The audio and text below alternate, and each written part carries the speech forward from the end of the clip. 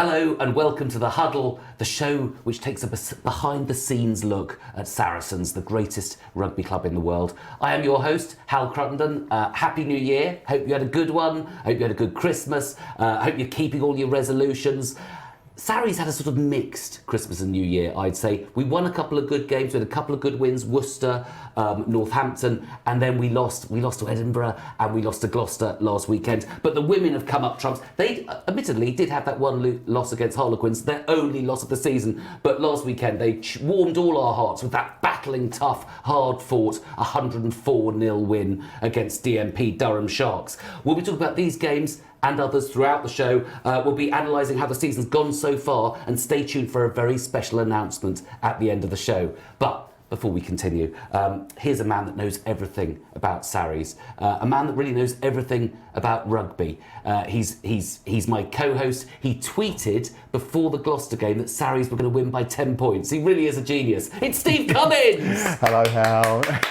Happy Huddle New Year to you as well. Yes. Do you have resolutions? I just try and be the best version of myself each year, Hal. Oh, that's lovely. Yeah. Are you running marathons again this year?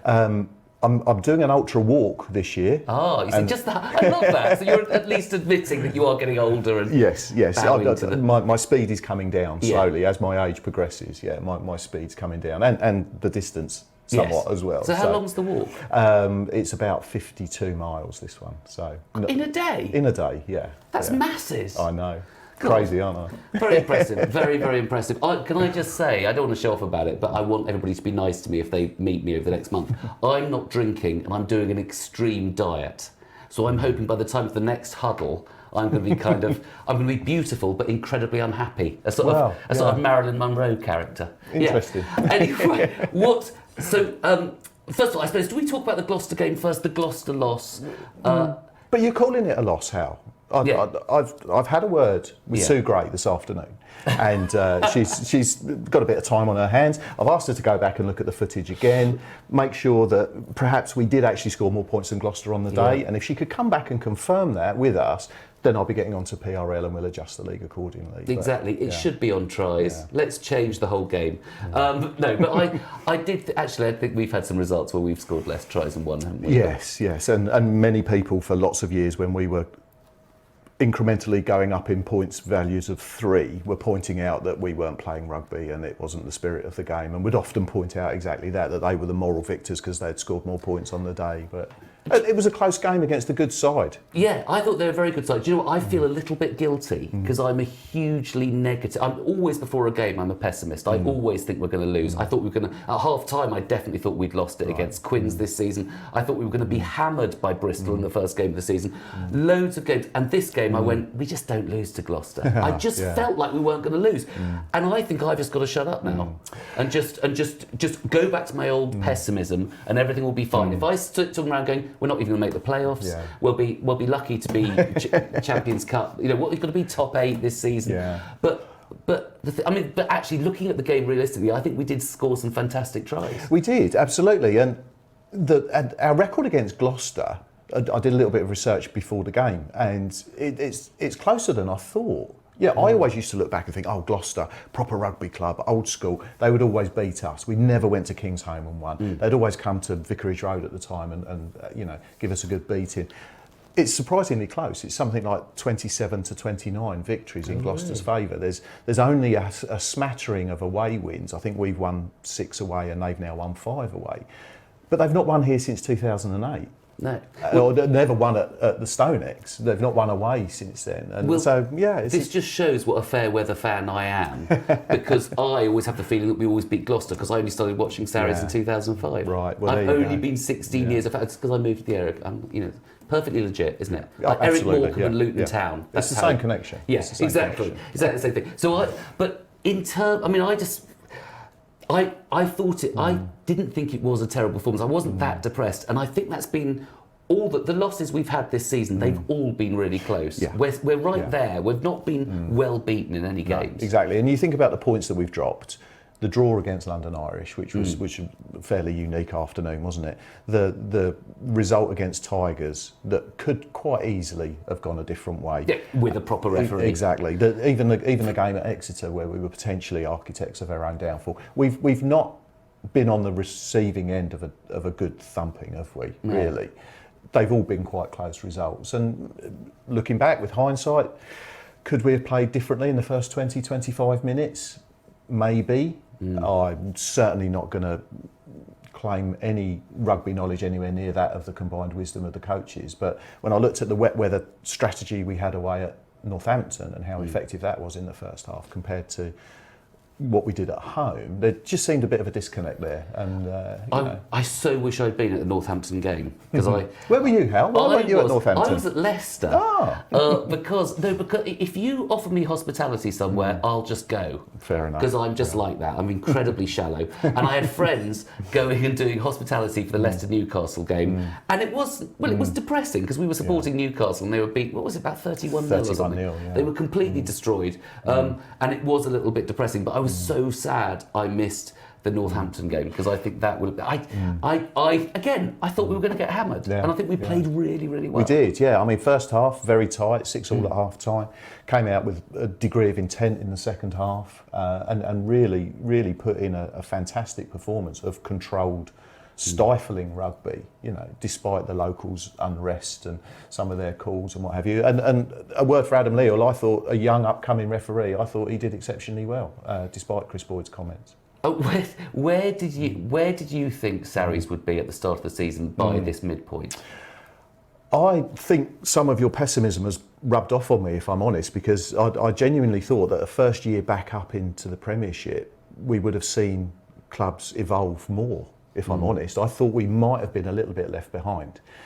We're perhaps not going to suffer from some of the reservations about turning up at a new ground and the new experience of being in the Premiership like a traditional promoted side might do.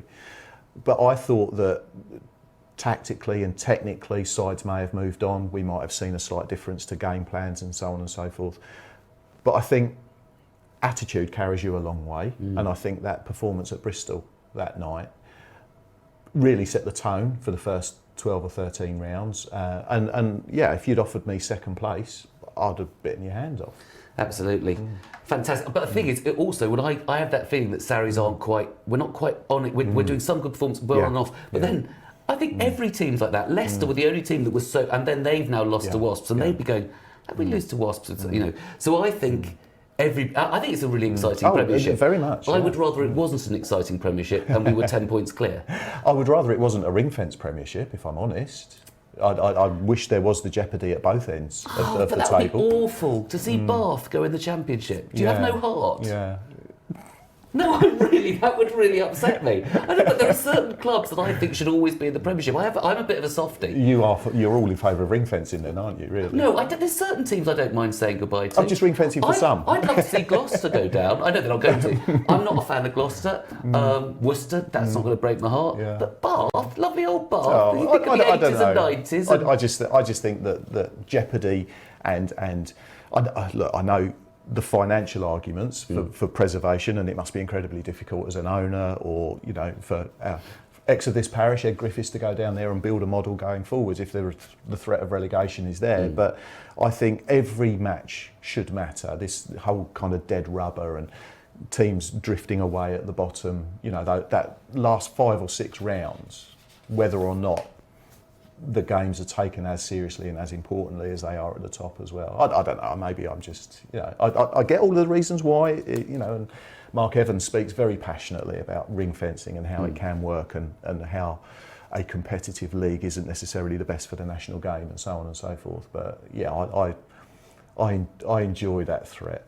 No, okay. Yeah. I just imagine we have a terrible season when they don't ring fence it and go down, and then you'll be on this show going, I'm so sorry. I don't want to bring it up, but before you started coming, there were times that we had to win the last game of the season to stay in the top flight of English rugby. So I have been there. I know. Well, you've been there through the tough times, and I'd just like to apologise once again for spending such a long time, living for such a long time before I came to North London and started coming to Sarries. Anyway, I'm talking about the women's games. DMP Durham Shots, I must admit, and I know this is terrible, and I don't want to be critical of DMP Durham Sharks, but I had a chance to go to this game and then thought, do you know, it's going to be such a walkover, and there was something, it was a family thing, so I know that's terrible. People aren't going to go to see those games because they know people are going to get slaughtered. It's not going to be a great game. Having said that, I watched the highlights and I still think Sarries really kept their discipline. They did. The tries, there was a lot, you know. Absolutely, and you know, seeing second half hat tricks from players shows that they kept that intensity up. I think Poppy's all 3 tries were in the second half. The Premier 15s had moved away from those mismatches and some of the professionalism and the time with the men's clubs and so on and so forth. You were seeing an equalisation and the talent that's come into the English League now. You are seeing sides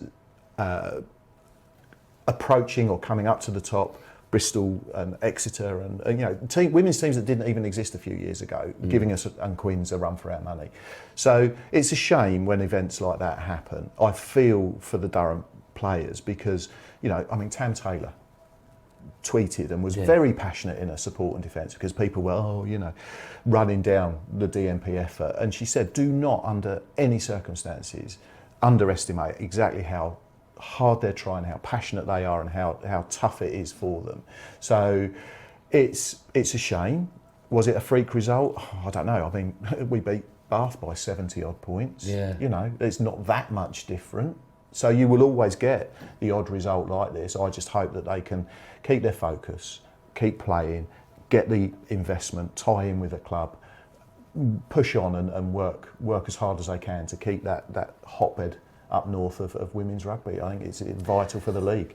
And I mean, women's rugby is the Saracens women team are again, they are still flying. They are top. Absolutely. Yeah.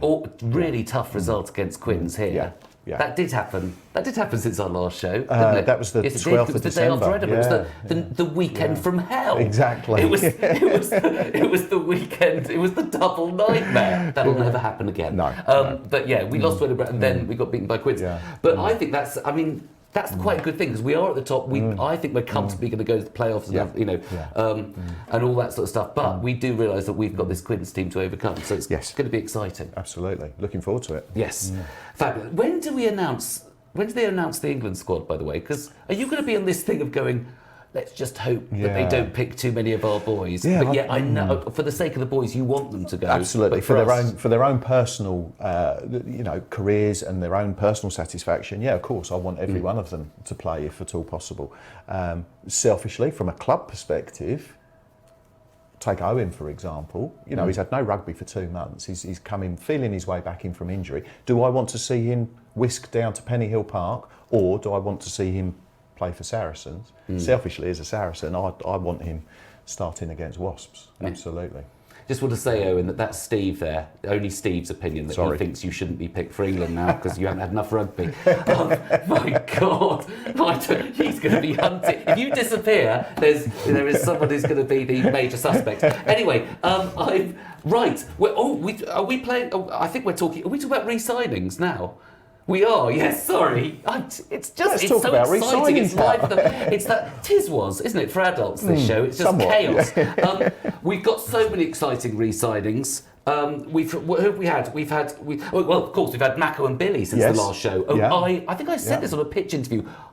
How much was it, the fact that they dangled it in front of those boys, that they might be able to come on this show one day? Well, I do think when it comes to contract negotiations, that an appearance on the Huddle is often quite high up on their rider, if I'm honest. You know, so I think it's up to us to make it happen. Yeah, exactly. We've got so many players that I know will want to be on the Huddle now who have. I mean, Alec Clary's resigned, Lazowski, Lewington, Andy Christie. We've got some, and just really recently, Aroni Maui, who I think's really improving. Yes. And isn't he? He's sort of. He's a young lad. He's learning his trade, and he's doing exceptionally well in a great environment. And I for one, are really pleased to see him thrive and stick around for another few years. Absolutely. Exactly. And also, one player who I've not seen because I missed the Premiership Cup games, Brandon Jackson, who I think has the name of a star. Well, I think Brandon Jackson and Mink Sharink they are the two names on the Saracens roster that immediately cause interest, don't they? I think Brandon Jackson, if it doesn't work out for you in Premiership Rugby, Hollywood movie star, Yeah. NFL maybe, something along those lines. He's definitely going to be a name to look out for. Exactly. And can I say, one of my other personal favourites just been announced, who I think had a really good game actually on Saturday, Dom Morris. Yes, yeah. Who yeah. it's no offence, Dom, but I don't think he looks tough or fast, and yet he is both of them. He's deceptively fast, he's deceptively hard tackler, and he's only a little guy. When you meet him, he's like... You know. I think maybe we should start a new nickname for him here, Deceptive Dom Morris. Yes. Because, him and Nick Tompkins, they absolutely punch above their weight. They run hard, they run fast, they run straight, and they take some stopping. And his try here the other day absolutely epitomised that show and go and a bit of determination, and forced his way over the line. I was really pleased for him. I'm really pleased he's sticking around. Yeah. Brilliant, fantastic stuff. Well, thank you everybody who's re-signed for the club. And now it's time to talk New Year's resolutions. We asked the Sarries team what theirs were. I had one once to try and be a bit more compassionate. I felt like I was evolving into quite a harsh person. I always used to say that I'd keep a diary, and then that'd last until like day 10. Probably training more, drinking less. They all tend to go by sort of February, don't they? I think for me, personally, just be more organised. Don't have like 6 different ones, just have 1 or 2 and actually really work hard at sticking to it. Get out your comfort zone and grow.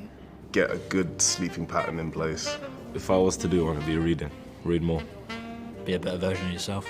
Be better than you were the year before. Keep building. I've never stuck to them. I always try. One time I went vegan, but it lasted 14 days. Do you know what? I'm pretty content. I don't feel like I need to do anything. If I was going to do it, I'd do it like when I want to do it. I don't need the new year to tell me what to do.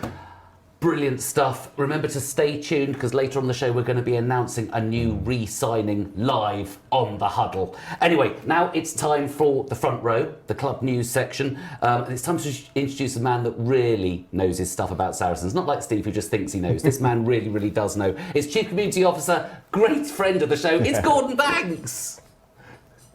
Happy New Year, Gordon. Happy New Year. Happy New Year to you guys. Doing well? Very, very well, very well. How is the feeling at the club sort of as we reach mid-season? Is it general? Are you at the stage? Do you think everybody's at the stage they expected to be at?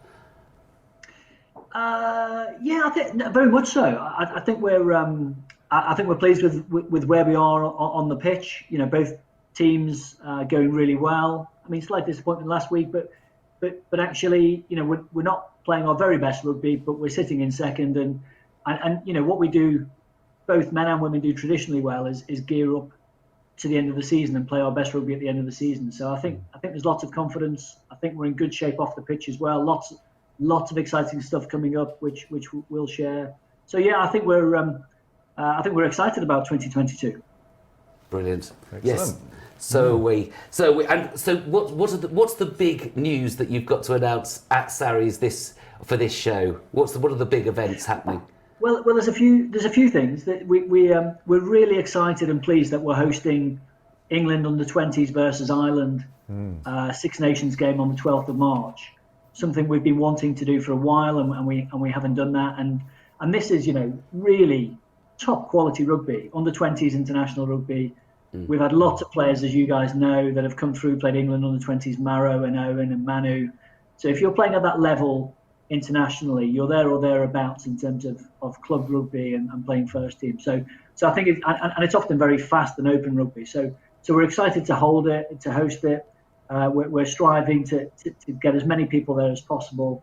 I think the men's team are away at Newcastle that weekend, so I'm sure there'll be the hardcore going up there and having a good weekend. The women don't play, so we're really hoping a lot of Saracens fans will get their rugby fix, come along to Stonex and cheer on England and even Ireland if you're that way persuaded, and come and enjoy. I went to an under-20s game about 15 years ago in Ulster. In Belfast, there was an Ireland-Scotland game that a relative took me to. And it is fantastic. Age group, you are watching the future. The future, absolutely. And it is very, very exciting. Having said that, I'm going to be in Newcastle because my daughter's at uni there, so I'll be at the Newcastle game. And of course, that's the same day as the seniors, isn't it, Gordon? So When England Ireland, that's a double header. And we'll be showing the international at Stonex, so you won't miss that game. So I think a really good day, yeah. And Saracens.com for your tickets. So do go online. Brilliant stuff. And we've also got news about the Mavericks as well. Season tickets are on sale. Well, the exciting thing for us, I mean, as you guys know, the Mavericks are very much now part of the Saracens family, and we're doing more and more to work with the netball franchise and push that. So the season is due to start 5th of February. It kicks off with an event in Wales where they play a couple of games over the weekend. And then our first home game is the Friday the 11th of February. So season tickets are on sale, again, on the website, as are match-by-match tickets. So, we know, there'll be some Saracens fans who are pure rugby fans, and that's for them. But we know there's lots of Saracens fans who are sports fans, lots of families with people who are interested in netball. So we just want to encourage as many people who, if they haven't tried it yet, get along, support the Mavericks. We're really excited about where they are at the moment and the season ahead. So, let's get behind them, give them some support, get yourself there. It is great to have other sports happening. I think maybe. Brilliant. What about a basketball team? So Theo McFarlane can pursue both of the things he's good at. Imagine. Yeah. Theo plays a basketball game. And then plays rugby the next day. But you talk about the under-20s being, fast and furious. I mean, the netball. I mean, the Mavericks. What a spectacle! It really is extraordinary. The power and the athleticism that those girls have. It's really is something to watch. And they're at Hatfield, aren't they? The University of Hertfordshire. So they play most of their games at Hatfield there, and they play some at the University of Essex. So neither too far away. And Steve, you're right. I've obviously watched a few games, and you don't understand how quick and athletic the girls are until you're up there close. I mean, it's just unbelievable pace. So these are very fit athletes. Dedicated athletes, so certainly deserving of our support. Fantastic. And there's an update on the West Stand, I understand. I think, do you know, every time you come, there's a few more seats. It's like a little tease. It's changing weekly, isn't it? Yeah. Do you know, I know I'm going to miss out. I know one day I'll turn up and you'll be in a little section just waving. Just on my own. Because you've got in. Yeah. But is there a West Stand update? There is. Yes. Yeah, I mean, obviously you're there today, so you'll have seen the progress. But the exciting news is we're now in a position, thanks to, we've mentioned Super Deborah before, our project director, who is a star, and thanks to her and her team, we're kind of slightly ahead of schedule. So we're going to have a soft opening, if you like, and provide access to the lower tier of seating only for the Bath game on the 5th of February. Wow. Oh my God. Excellent. Yeah, so round the corner. So important to stress that this is it is a soft launch. None of the facilities inside are available. So it's obviously front-loading seating, which means we get rid of all the temporary seats and the tower. That all goes. And from the Bath game onwards for the rest of the season, we'll have access to that seating. So we'll be getting in contact with our West End seasonal members next week, and they'll get a great allocation, great seats in the West End for the rest of the season. And then, all match-by-match purchasers that want to go across and have a go and watch the game from there for the rest of the season, they can do. Excellent. So, great news. Does that mean it's actually ahead of schedule then? Yeah, is that better than you thought? I think we saw the opportunity to gain access to the seating when not that long ago, really, when we realised that we were on schedule and we could get that seating terrace complete. So as soon as we realised that was a possibility, then that's been a bit of a focus for us. So I don't think we didn't think we could do it this early, but we thought we could get some games in this season. So it's fantastic. Is that not the magic of Saracens? I've never heard of a building job coming in ahead of schedule. That's brilliant. I think that's fantastic. Not during the pandemic either. No, they've done an incredible job. It's been very challenging and still is to some degree. But Deborah is special, and so she's cracked the whip, and we're on schedule. So that's great news. Yeah, brilliant, fabulous stuff. And also the Showdown 2 is we need to talk about as well. Yeah, we do. Yeah, as always, because we're now into 2022. It's I believe 73 days away, and so we're now getting really excited. As we've discussed before, the disappointment of having to cancel the last one, having pretty much sold out. So we're now getting excited about the event. I mean, for me, we've had some great events at big stadiums before, but the Tottenham Stadium is unbelievable, and also it's a brilliant rugby stadium. I think it will be the first rugby game there, but it's got its own brewery, as you know. It's got the longest bar in any stadium. It's got steep terracing, the acoustics are amazing. You're on top of the pitch, so it's quite gladiatorial. So we're really excited about it as a rugby venue. We think it's going to be really fantastic, and and we want it to be a brilliant event and great memories for our supporters. So again, I think it's a fantastic thing, mainly because it's not that I'm really completely aligned, but I slightly favour Tottenham over Arsenal, Well, there you and I go. worry there's too many Arsenal fans amongst the Saracens fans, and I'd like to see them annoyed. So thank you for going to Tottenham. I'm smart enough. It's too controversial for the show, isn't it? I'm smart enough not to make any comments about that. But it genuinely is. I mean, people often use world-class venue. It really is such a fantastic facility.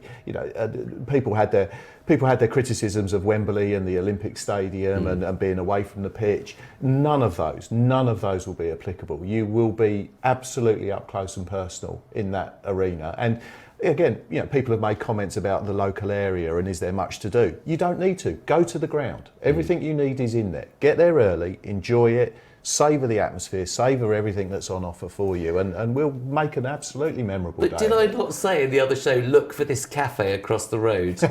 Make jerk chicken, beers, and I haven't been to Spurs for years and years and years, but there is some brilliant places to eat around there, and a lot of people walk around going, why are there rugby fans in Tottenham? It may confuse the locals, absolutely. I do think.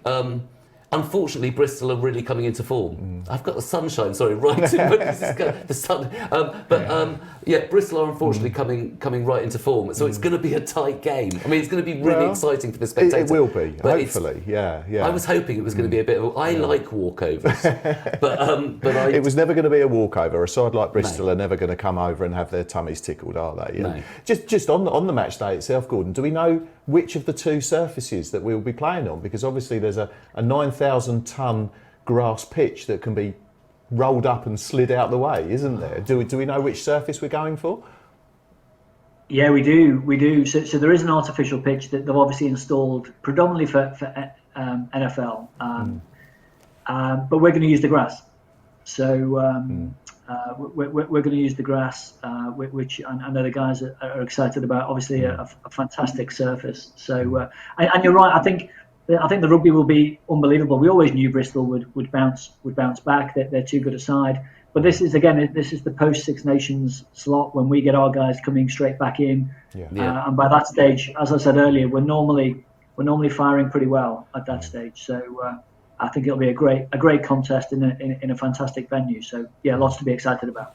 Brilliant stuff. Well, do you know what? Thank you so much, Gordon, for joining us again on the show. You're my favourite friend of the show. I don't want to now make people. Now people are going to get jealous, aren't they? All the others. So far, my favourite. But obviously, we haven't yet had the Villapolas on, and they're coming on very soon, I'm sure. We have no guarantee of that at all. Thank you very much, Gordon. Take care. Always a pleasure. Cheers. Thank you, Gordon. Exciting news about the seats being open for Bath. That's brilliant, isn't it? Yeah. Before we chat, we can chat further about that. But it is very exciting that we're ahead of schedule. Best build. We should win an award for best builders as well. Yeah, absolutely. But let's watch another VT about the showdown. Only 5 minutes of premiership action. I was born for this. These two together. If I'm wrong for this, then I'll be wrong for this. But if I made it this far, then I can't slide now. You say it can't be done, but I was born to run. I was born for this. I was born for this. So if I'm wrong for this, then I'll be wrong for this. But if I made it this far, so many options. So many good decisions. I was born to run.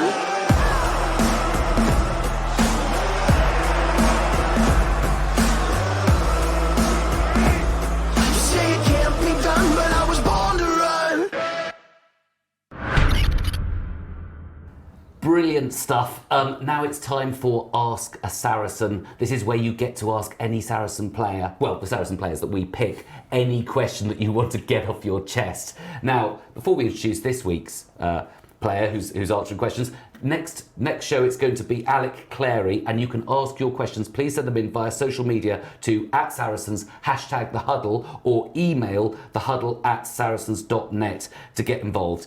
And he could be answering your question next week. But now it's that fierce, born and bred Welshman, Nick Tompkins. Hi, I'm Nick Tompkins. This is Ask a Saracen. Chip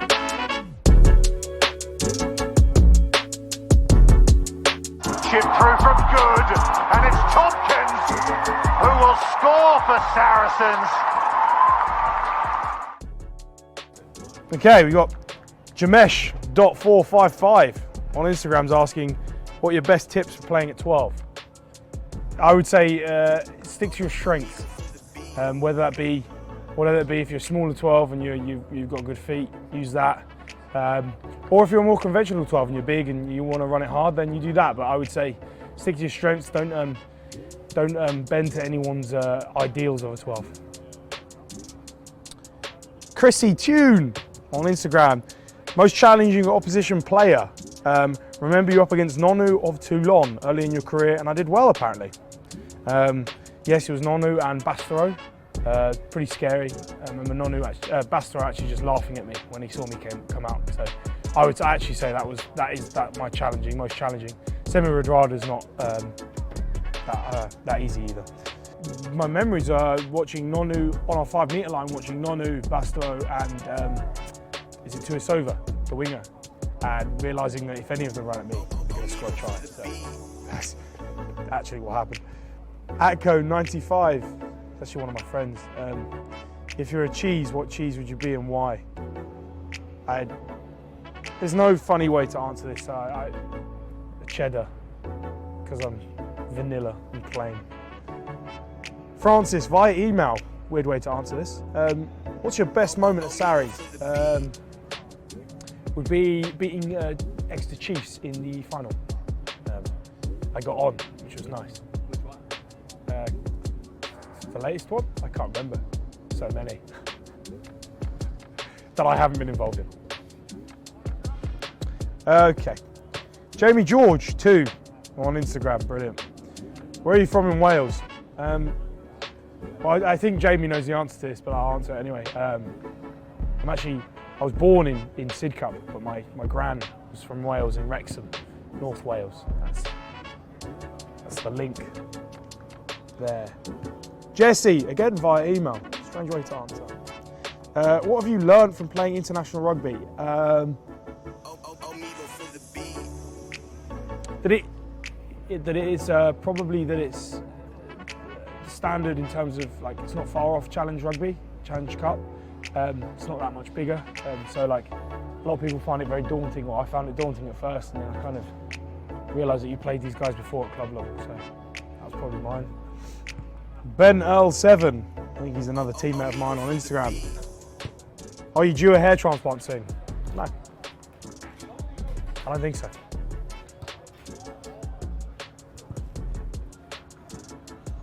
Question from my 10-year-old, Sammy PMC, question from my 10-year-old. Even though it's your job, do you still have fun playing rugby? I want to be a rugby player when I'm older, but I want to be a fun job and not a job. I'm unbelievably lucky and fortunate to play and to do what I do. And sadly, we won't be able to do it for as long as we hoped. So you just enjoy every moment I can. And if you are fortunate enough to get to do this, then you are a very, very lucky person. So yes, I love it and I enjoy it. And I think you should always enjoy your job. Jonathan Brown on Facebook. Nick, what do you like to eat and drink post-match? I like to have a Domino's and cookies. Pepperoni passion Domino's, standard, large. The 4 cookies, and I'll have the Coke as well. Yeah, it's standard. Ollie via email. How pleased are the group about the number of players re-signing over Christmas? Very, very pleased. They are very good players. And I was personally slightly worried we wouldn't be able to keep all of them, but we have, so I'm very happy. And then Mark Spencer on Facebook. Nick, where is your favourite staycation location? I love the New Forest. My grandparents, my other side, were from there and lived there. Not from there, but they moved there and lived there, and it's one of my favourite places in England. Thanks guys for your questions. Loved it. Especially to my friends who also questioned. Really appreciate that. Next up, it's going to be Alec Clary. A lot funnier than me. Thank you. Well, as they say on a certain podcast, I don't know if you listen to it, top bloke. Lovely bloke, Nick Tompkins. I just thought came across so nicely, didn't he? Yeah. So natural. Yeah. He's receding like we are. Well, yeah. Isn't he? He's such Sorry to bring you. I just brought you down with me then, didn't I? Did you know that you were receding? This is news to me. Yeah, I don't watch the show back. Is there something you're telling me? Look, it's fine, but you can see it's like me, thanks. gradually heading back. But I love that. Slightly wound me up with the Dominoes and the cookies when I'm on this diet. I mean, how can they do that? How can he, a top athlete, have a full Dominoes and cookies? It might be something to do with the 6,000 odd calories they probably expend during the match. But no, he's a genuine Saracen, is Nick. I couldn't be more pleased to have him at the club, and I certainly hope that the wrangling with the Welsh rugby means that he can play his whole career here. I really would be quite distraught if he left. So I think he's. I first saw him. Was he in? I saw him here, and it was a game against Scarlets. Must be a few. I think was it Scarlets, and he ran through. Yeah. And scored. Do you remember that? Yeah, that was another wet day. If I remember. Was that his first drive? Probably not. Not sure, but no. Again, another sterling performance. And, maybe it was on the back of that game that he realised that his Welsh grandmother would allow him to play in the Red of Wales as well. Do you have any? Do you have a qualification for any other? It would be Ireland. Through grandparents, Through grandparents, oh my God! Because mine's great-great-grandparents, Ireland, which wouldn't get me in, would it? But my DNA thing I did, I'm very Irish, which annoys me. Anyway, it's not a question that we really have to worry about. But you haven't been picked internationally for a number of years now, so you could, if you wanted to, under the new ruling, go and play for Samoa.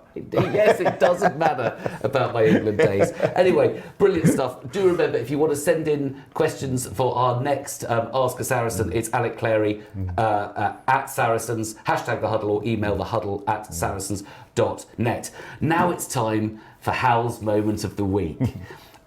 Personally, it was when I got on the scales and realised I'd lost £8 in 9 days. But if we're keeping it rugby, okay, and I'm going to have to give way to you on this, because I want to give it to Rotimi Shegan every time we're on the show, because I thought he scored a fantastic try against Gloucester. He jinked through several players. He's becoming the genius I always knew he was. But to be fair, there's one player, he's doing brilliantly, I think. Recent arrival, it's Theo McFarlane's try, which I think was absolutely fantastic. Yeah, I've been petitioning for Theo for some time. I mean, he's a big lad. He's 6'6", fantastic hands, plays basketball at international level. On a horrible day, the charge down, the little flick up, the great ball control, and the foresight to run under the post just to try and make that kick a little easier. Great hands, brilliant. Isn't it? Absolutely superb. Do you know what? People compare him to Will Skelton, don't they, as the sort of person. Yes. But I think he is. Sorry, while I fiddle with my earpiece, I think he's settled much more quickly than Will Skelton. Yeah. I mean, Will. Again, another absolute Saracen, died in the wool. Came here, by his own admission, was overweight. He had a broken arm.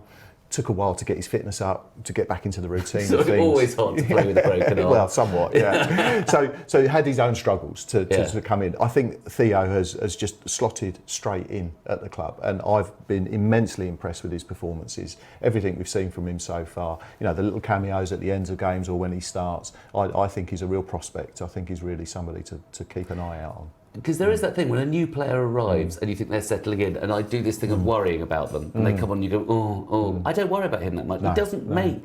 I've not noticed big mistakes, not noticed him looking out of place. I just think he's fantastic. It's slightly annoying he plays basketball for Samoa as well. That's just getting a bit cocky. Maybe 6'6". Maybe that's what does it for you. You know? But I mean, what an athlete! 6'6", 115 kilos, I think, something like that. Doesn't look out of place anywhere around the park. Got a lot to offer. Fantastic. Well, very well done. Very good. a wonderful moment of the week, but obviously next time it'll probably be roti again. Now, moving on, we have... Talking about, so we have to announce some new signings. I know we've already talked about re-signings of players. There was one we forgot, wasn't there? There was. There was a new signing for the women's team. Alec Osterbury's has been getting quite a few good. He's been getting quite a few good new players in the off season. He's clearly got a very effective scouting network, and to sign somebody of Alev's pedigree, what a coup! Absolutely. This is Alev Kelter, the American player, who is now coming to play for, and we're gonna probably need that further weaponry when we're in the final against Quins. Exactly. Is it anyone that can bolster the squad and bring that experience? I mean, she's played a lot Olympic level at Sevens. She plays ice hockey, so she's clearly not scared of a fight or two. Yeah. So we're not going to lose anything in the physicality stakes. And she's even played soccer or football, as we call it. That is probably the initiation, isn't it? That you have to fight Poppy Cleal when you join the club. Maybe, or at least back her up. Exactly. At least back up Poppy. So yeah, I'm excited to see her in a Saracens shirt. I think it's going to be, and with Carly Walters, her USA companion as well. Then it's exciting times. A real push for the last half of the season for the women. Yeah, brilliant stuff. But we also have another major re-signing. The first time that a re-signing has been announced on the Huddle.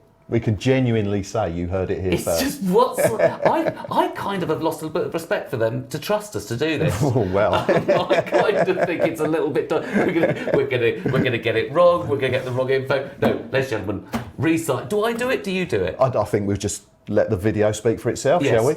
This is the re-signing of a great player.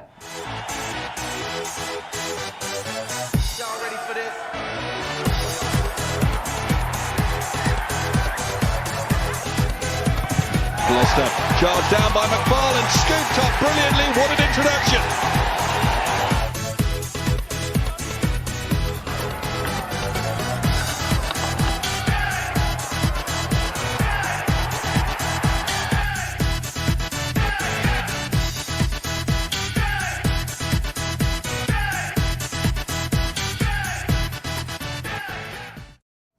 Brilliant news there. Theo McFarlane. Not only did we announce it, Steve, but he's someone who we have been bigging up, haven't we? We have mentioned him very fondly, I think, in other shows. Very, very encouraging to see that the coaches are watching and paying attention to the people that we are singling out for praise, which is fantastic. That's maybe why they left it to us to make the announcement, because they wanted to just say thank you. This is down to us. Yeah. Thank you. There's not many shows, I don't think, attached to rugby clubs where actually they have an actual influence on the...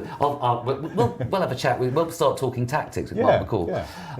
Anyway, that is it from us for another fun-packed and slightly disorganised show. Thank you, Steve, again for your brilliantly sensible comments.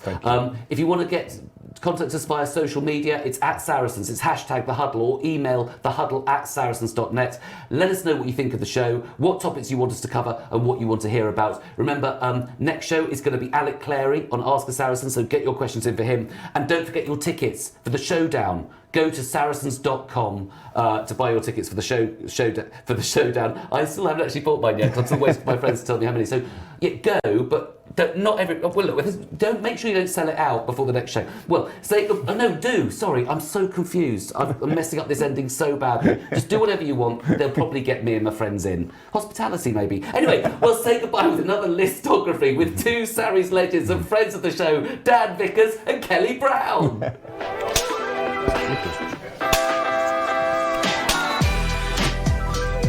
What was the question again? Three things really difficult. Three things that you'd say under the post. Oh,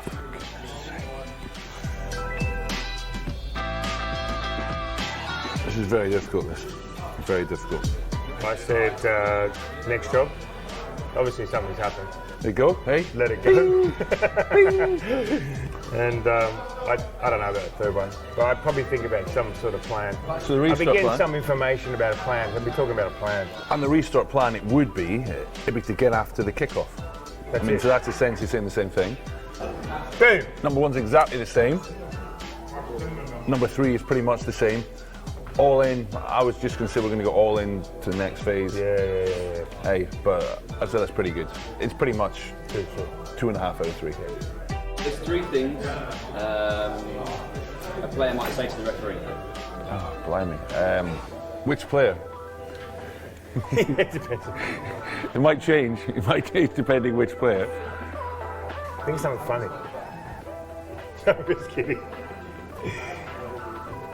Can I borrow your tweezers?